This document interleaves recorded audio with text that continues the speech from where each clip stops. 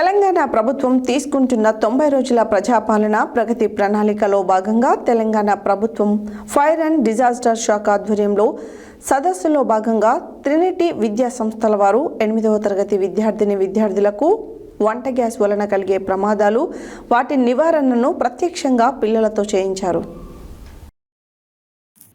తెలంగాణ ప్రభుత్వం తీసుకుంటున్న 90 రోజుల ప్రజాపాలన ప్రగతి ప్రణాళికలో భాగంగా తెలంగాణ ప్రభుత్వ ఫైర్ అండ్ డిజాస్టర్ శాఖ అవగాహన సదస్సులో భాగంగా ట్రినిటీ విద్యా సంస్థల వారు 8వ తరగతి విద్యార్థులకు వంట గ్యాస్ వలన జరిగే ప్రమాదాలు వాటి నివారణను ప్రత్యక్షంగా పిల్లలతో చేయించారు.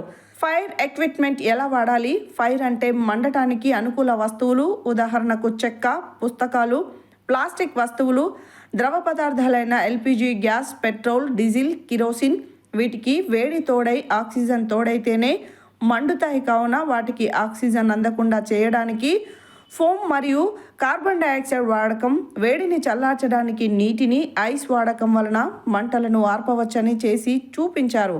అలాగే ఏదైనా విపత్తు జరిగితే 101 ఫైర్, 100 పోలీస్, 108 అంబులెన్స్లకు కాల్ చేయాలని విపత్తు నివారణ బృందం leading fire fighter R Anil Kumar, technical fighter K Shekhar, fire ఫైటర్లు టి ప్రసాద్, వి పాండు, భాగ్య నాయకులు తెలిపారు.